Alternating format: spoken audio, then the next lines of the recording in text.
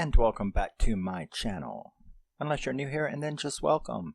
My name is Rusty, and this is my channel, where I talk about my favorite movies, mostly horror, and we're going to continue with my Dead Festival now that it's thawed out down here a little bit, and I can actually move instead of being frozen to the chair. And we are going to continue with Land of the Dead. This is the double feature, Dawn of the Dead, which I have the collector's edition remaster of it. And this is Land of the Dead, both on their own discs. It's a very nice little double pack. Both of them are the unrated director's cuts, of course. And Land of the Dead was released in 2005. It was written and directed by George A. Romero, and it stars John Leguizamo, Asia Argento, and Simon Baker. And I have so much fun with this movie. So let's do the brief synopsis, and then we can talk about it. This movie begins with an intro narration by Riley. And we see Riley and Foxy discussing Zeds and how he has noticed lately that something seems to be different about a few of the Zeds, and that is they seem to be acting like they can communicate or being a little smarter, and that's when we're introduced to Big Daddy. Now, Big Daddy is at this gas station, and that's where they really notice it. We are then introduced to Cholo. Cholo is John Leguizamo, who is, he runs a disposal team and hunter squad. Scavengers is basically what they are. And Riley and Cholo both, in a little discussion, talk about how this is both of their last nights. They don't plan on doing this anymore. Both of them, in their various ways, intend on quitting all of this mess. So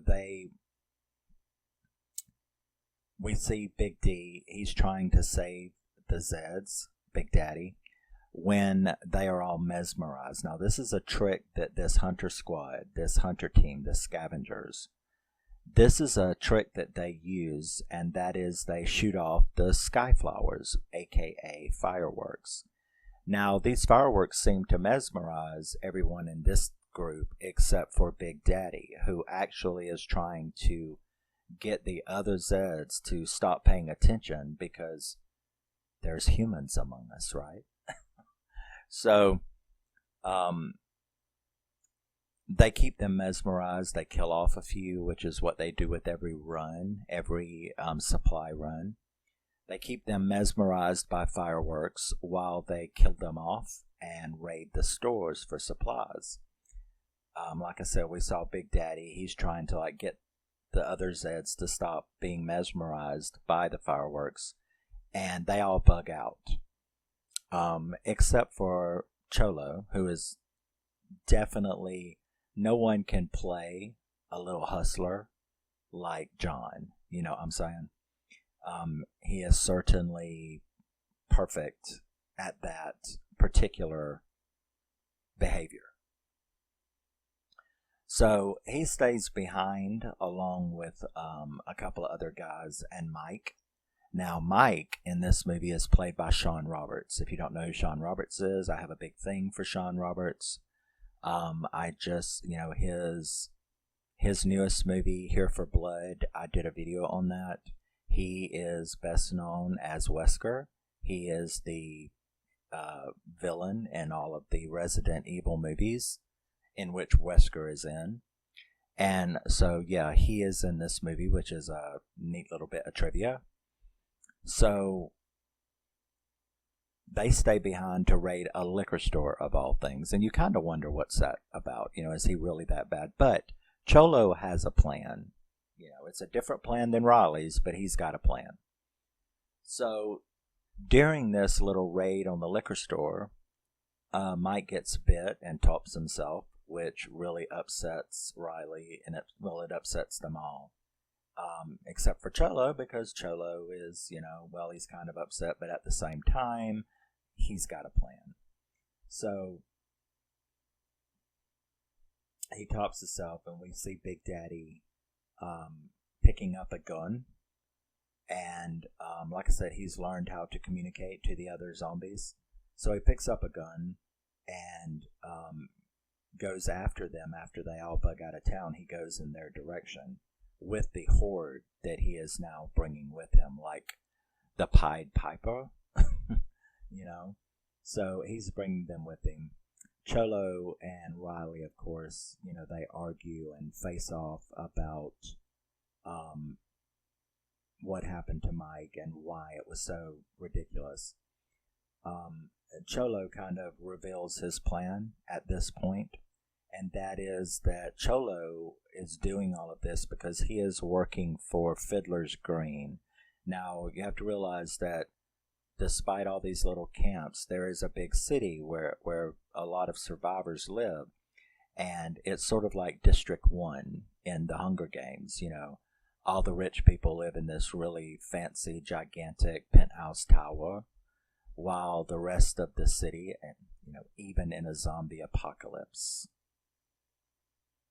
class warfare, what I'm saying? So, which is amazing.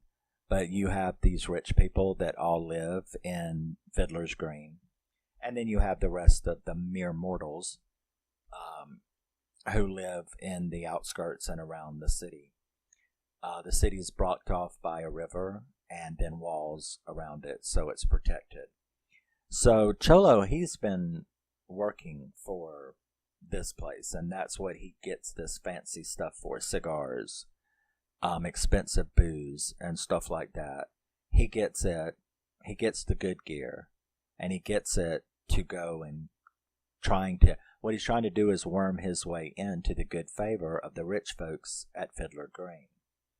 So you have Big D on the way after them. None of them know that. And we see that Cholo is working for the boss, and that is the wonderful Dennis Hopper, who is playing Kaufman. And Cholo, provides him with all of this loot and this good stuff from the outside world. And then he said that, this is it. I've done my business for you for 2 years, and I think it's time for me to retire to a nice little penthouse in the sky, because he thinks he's George Jefferson and is going to move on up to the east side. You know what I'm saying? Well, it's at this point that Kaufman decides to inform him that,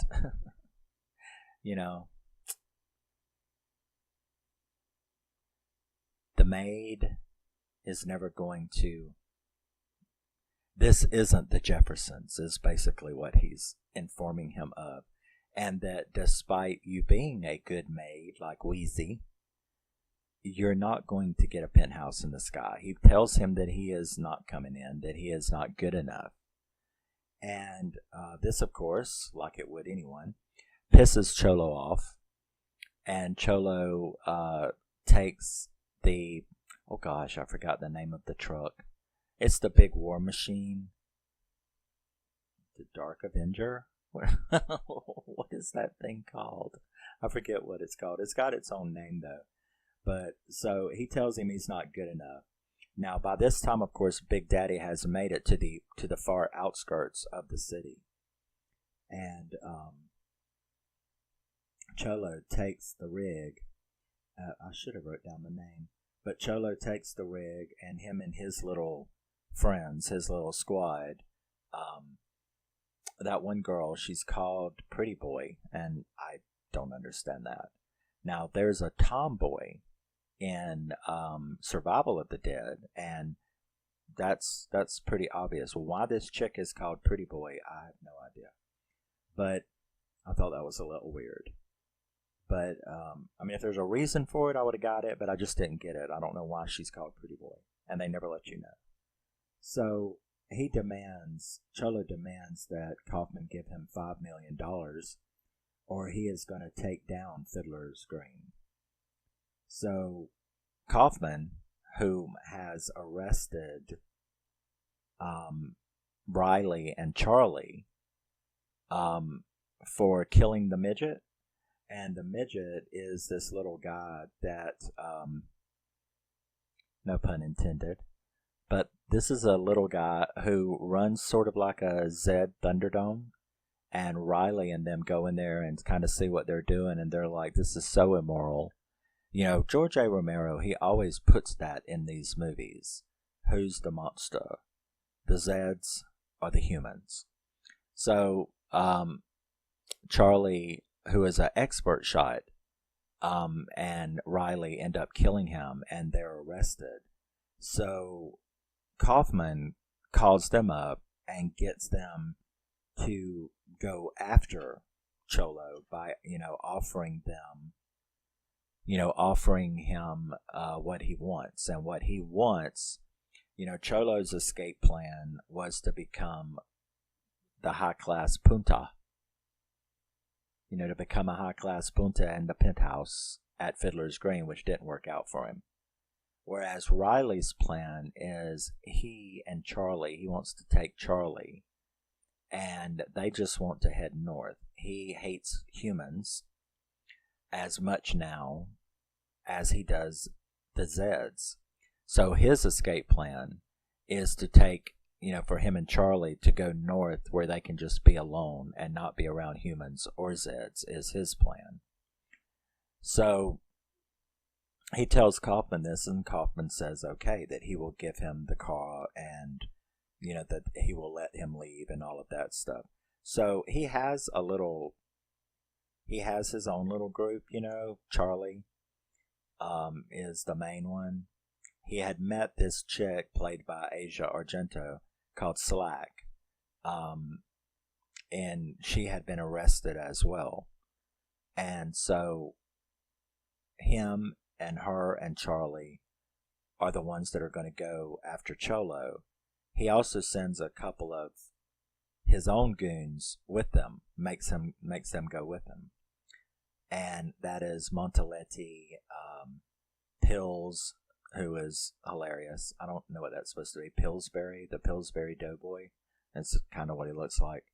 And Motown, and they all leave. Now, Montaletti gets bitten, and that just leaves Slack, Riley, Pillsbury, Motown, and Charlie. We get to see one of Cholo's people, who is this little skater named Mouse, who I thought was cool. He gets eaten very ugly, and that's a pretty cool scene. Now, Big Daddy has made it into the heart of the city, but he's up to that point where the river's at, sort of like the Potomac. And you know how the Potomac is around Washington, D.C. That's kind of like this. Is that where they were at? I wonder. I don't know.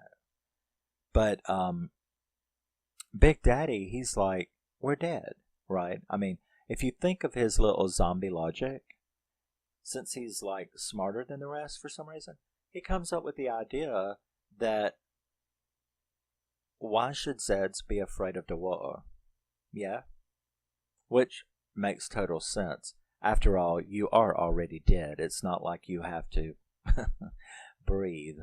So he jumps into the water and shows the other Zeds that they can just walk along the bottom and come up the other side. Which is actually something I had never thought about.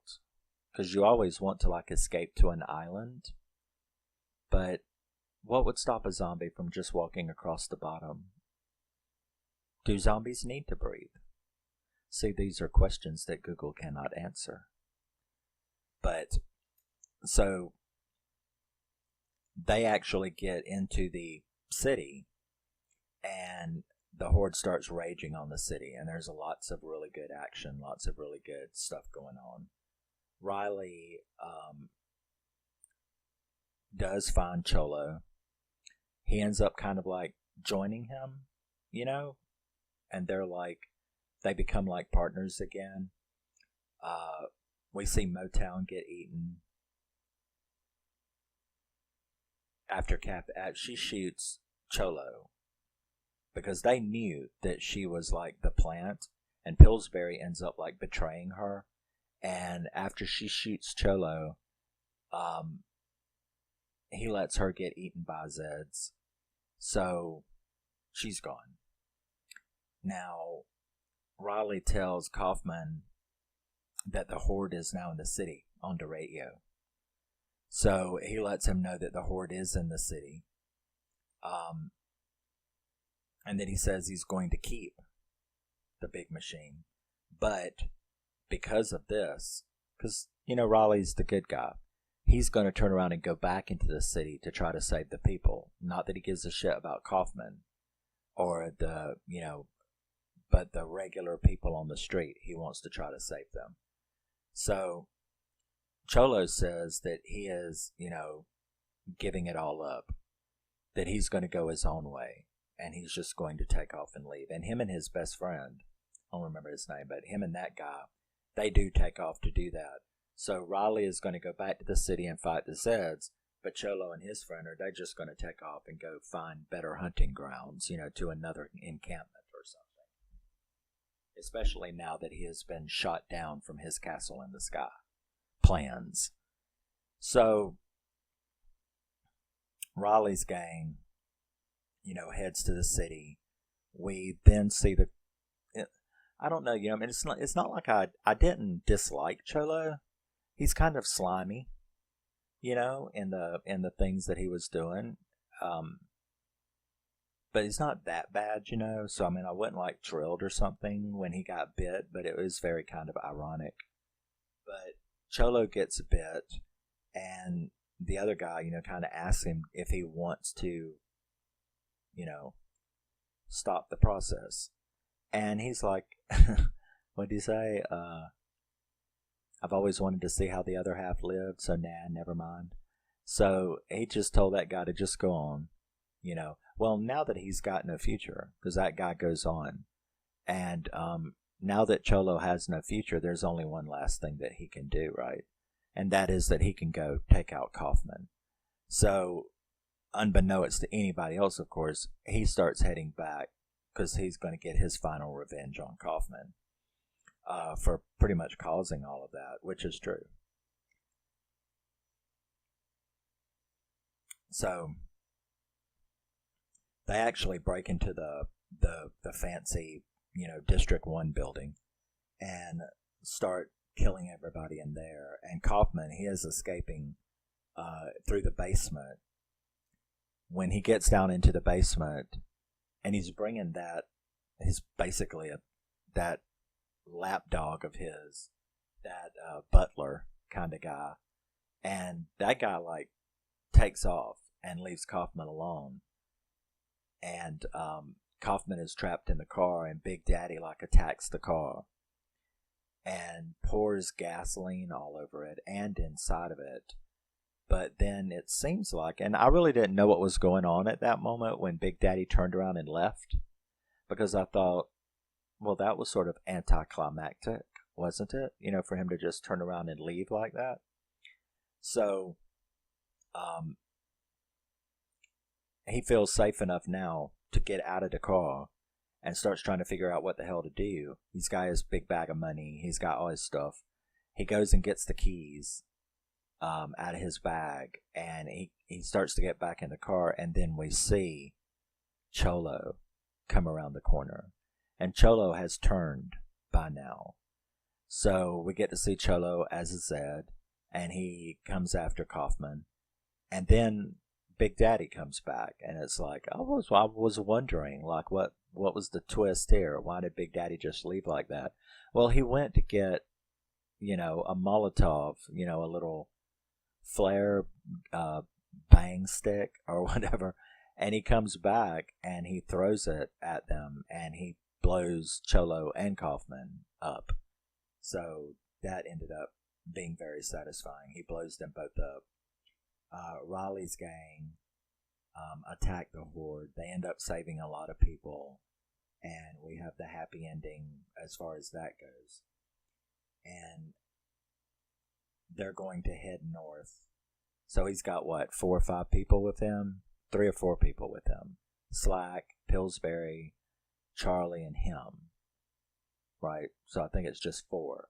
and they're going to head north, and they see Big Daddy like exiting the city with the horde following him, and they could have, which I don't know, I guess you'd have to think about it, but they could have done something about it because they were in the big machine, the big rig, so they could have blown him up and stuff, and instead he just goes, nah, just let them go.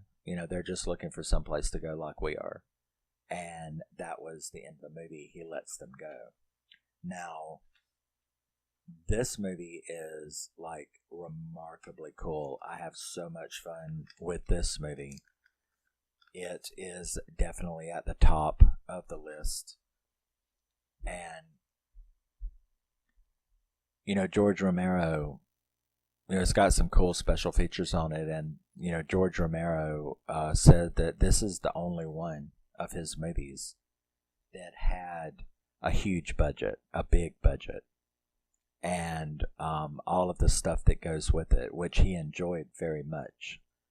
Being able to see his vision come true, with lots of special effects and lots of, stuff that he had never been able to do and have before in his other movies, is what he said. But at the same time, he said he really only to do it once, and he did. I mean, this was the only one. And he's got a lot longer interview in Diary of the Dead where he talks about that and how much, yes, he enjoyed it, and it was cool to have that kind of access to so much more funding. But at the same time, it wasn't something that he preferred over his independent, the independent films, and how all the stuff that comes along with it being an independent film, that he actually prefers that.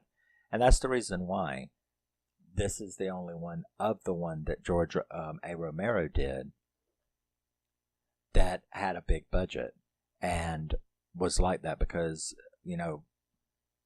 directly, and this is a very popular movie, and it was very successful as well, and yet he still turned it down and wouldn't take that kind of budget, that kind of support, because of the trade-offs. He still preferred the independent film, which he went directly back to with Diary of the Dead. So I loved the cast in this movie. I loved the makeup in this movie. It is so much of a redemption to me. When he returned and did this, compared to Day of the Dead, which I have serious issues with that movie. If you saw my video on it, I have serious issues with that movie. I still love it, I still have it, but I do not watch it in the same way that I watch all of the rest of his movies, even Survival. So yeah, I actually really, really enjoyed this movie. I loved it having John in it. I loved Simon Baker in it. I liked Charlie. The acting was fantastic, and the special effects that really shined in this movie. And that is when if you sit this movie next to Day of the Dead, and wow, you know what I mean? Granted, they're 20 years apart, but you sit this movie next to it, and it's just, nothing distracted me in this movie the way that it did in Day of the Dead. I liked the storyline. I liked the way that everything played out. Dennis Hopper was fantastic, as you can imagine. Can he do anything that isn't fantastic? John was great. They didn't put any unnecessary stuff in it. Wow, I'm just thinking of that. Like when I saw Asia Argento, when I saw Slack in this movie, I was like, oh no, please don't let there be some kind of romantic angle. I mean, can't you give me a break? Give us a break, please, from that. It has to be in every damn movie. And then, now that I'm sitting and thinking about it, though, Sarah, Miguel was Sarah's boyfriend fiance, whatever. But they barely touched in that movie. I mean, there was no kissing scene or anything like that in that movie, now that I think about it.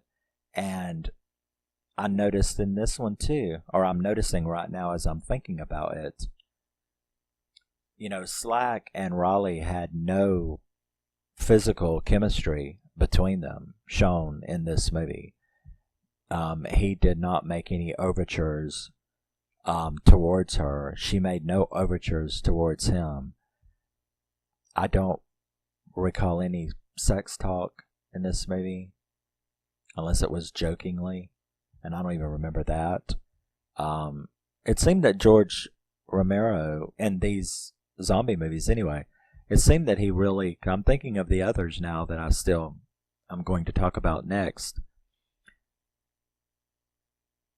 I don't remember anything in Diary.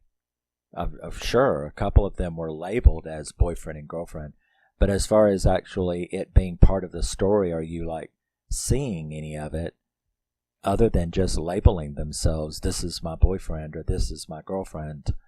There was nothing else. There was no striptease sex scenes in any of these movies, to my knowledge, that I can think of.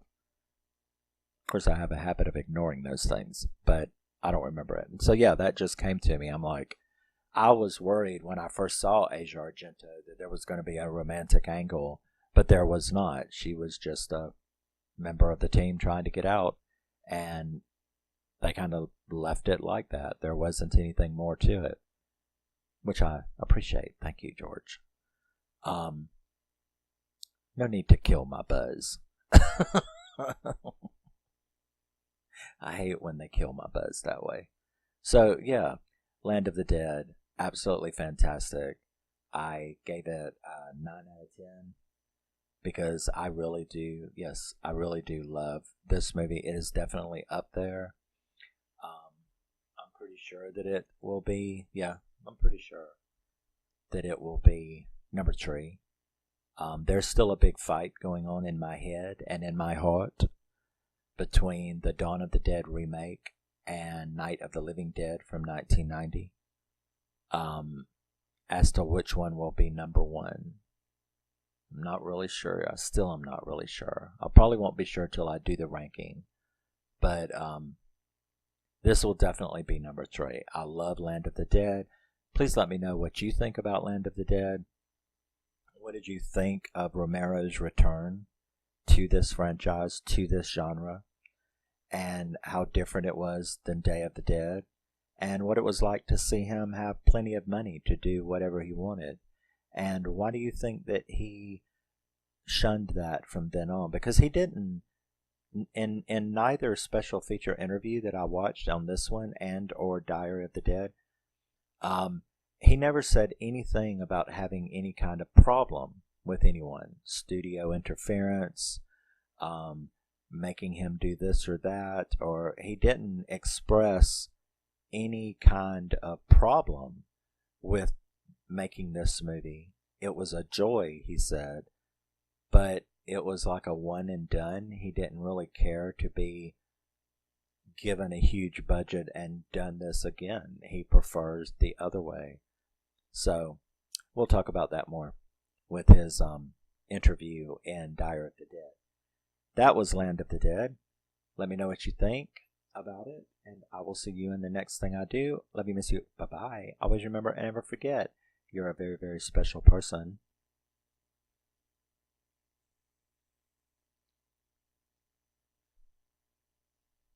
And I will see you in the next one. Bye-bye.